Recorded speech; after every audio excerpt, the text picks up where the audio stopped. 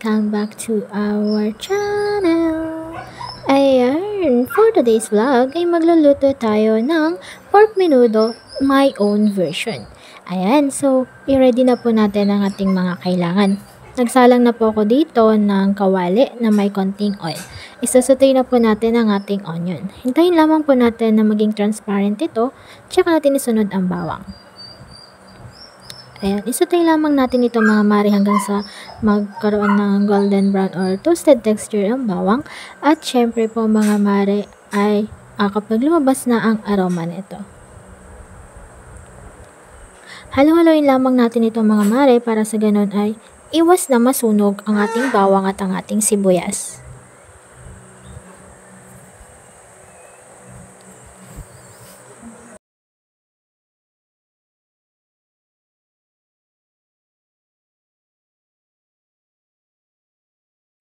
Kapag okay na nga po mga mare ang texture ng ating bawang at ng ating sibuyas, pwede na po natin ilagay ang ating marinated pork. Ayan, i-marinate ko po ito mga mare sa loob ng 30 minutes pero mas masarap po ito kung overnight po marinated. Para sa ganun ay mas ma-adapt or mas makuha ng pork yung lasa ng ating marinade sauce. Sa pagmamarinate naman po mga mare, nakadepende na po yan sa inyo kung ano po ang inyong ilalagay. Ako po ay naglagay dito ng soy sauce, ng paminta, ng magic sarap, at syempre ng iba pa pong pampalasa. Hintayin lamang natin itong kumulo mga mare. Kapag ito'y kumukulo na nga po mga mare, atin itong halu-haluin para sa ganun ay ma-absorb ng ating marinated pork yung lasa ng ating bawang at ng ating sibuyas. Halu-haluin lamang natin ito mga mare para sa ganun na hindi po siya masunog. Tsaka natin ito tatakpan para sa ganun ay mahintay natin na maluto ang ating marinated pork. Ayan mga mare, sa puntong ito ay kulong-kulo na po siya. Kaya naman halu-haluin lamang po natin ito para sa ganun ay yung mga nasa ibabaw ay maluto naman po.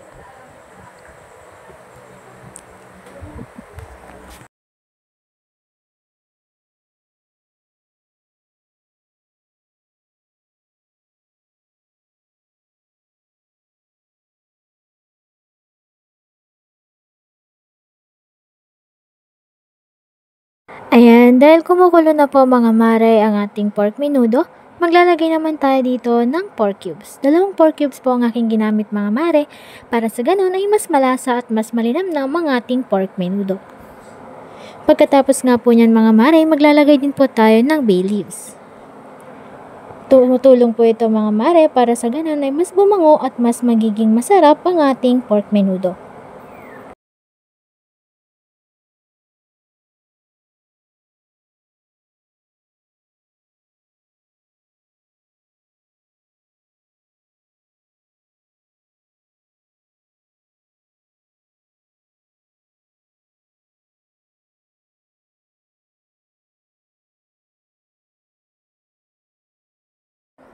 Sa puntong ito mga mare, maglalagay naman po tayo ng tomato paste.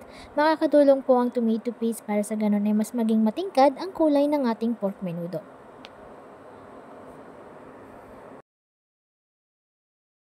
Ngayon naman mga mare, pagkalagay natin ng ating tomato paste, maglalagay din po tayo ng ating tomato sauce. Ayan, isang pack po ng ating tomato sauce at tomato paste ang aking inilagay.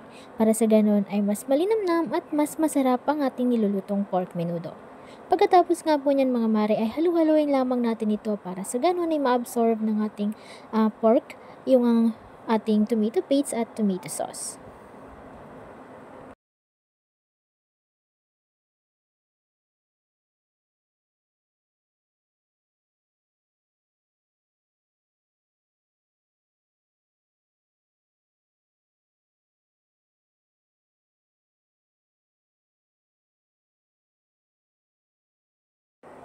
Dahil kumukulo na po ang ating pork mga mare, ay maglalagay na tayo ng mga veggies nating gagamitin o dagdag ingredients. Ito po ay ang carrots at ang patatas.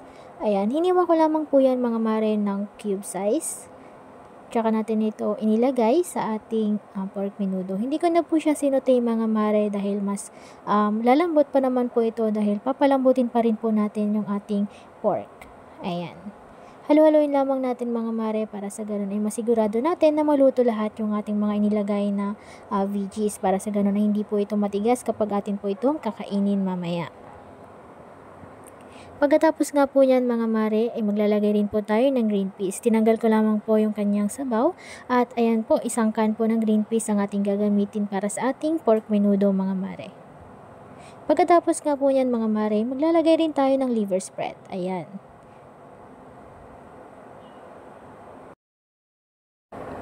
Pagkalagay po ng ating liver spread mga mare, atin itong halu-haluin para sa ganun ay mas kumalat ang lasa nito sa ating nilulutong pork menudo.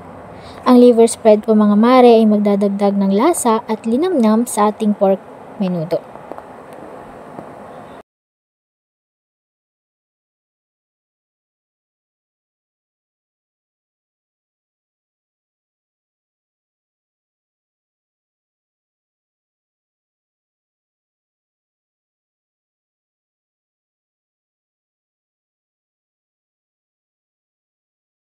Siyempre mga mare, hindi kompleto ang ating pork menudo kung wala tayong ilalagay na bell pepper. Ayan, naglagay na po ako riyan mga mare ng green and red bell pepper. Ito po ay magsisilbing dagdag, pampalasa at sarap sa ating pork menudo. Halo-haloin lamang natin ito mga mare para sa ganon ay kumalat din po ang ating bell pepper. Ayan. Pagpasensyahan nyo na po mga mare ang aking paligid kung tayo po ay medyo maingay sapagkat nasa probinsya po tayo. Kaya ayan. Kakarinig po tayo dito mga mare ng huni ng mga aso. Ganyan. And ayan mga mare, naglagay po ako dyan ng paminta. Kayo na pong bahala mga mare kung gaano po karami ang ilalagay nyong paminta.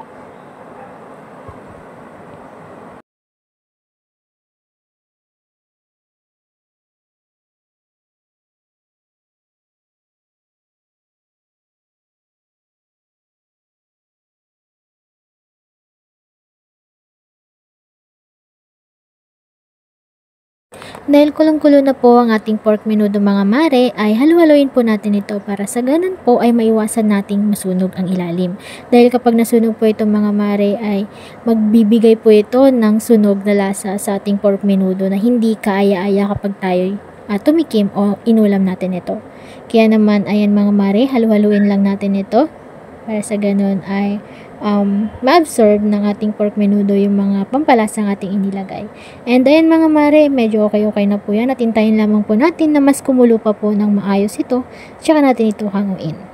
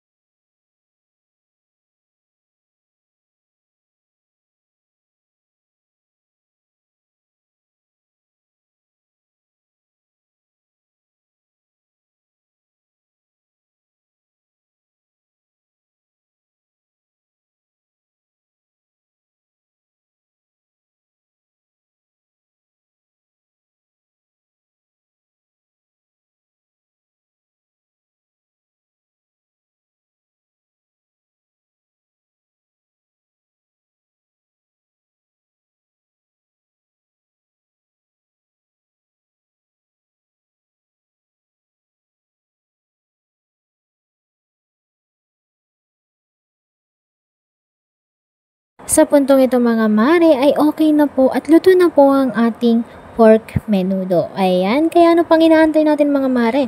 Hanguin na natin ito at i-serve with love sa ating family. Ayan, hanggang sa muli mga mare, enjoy!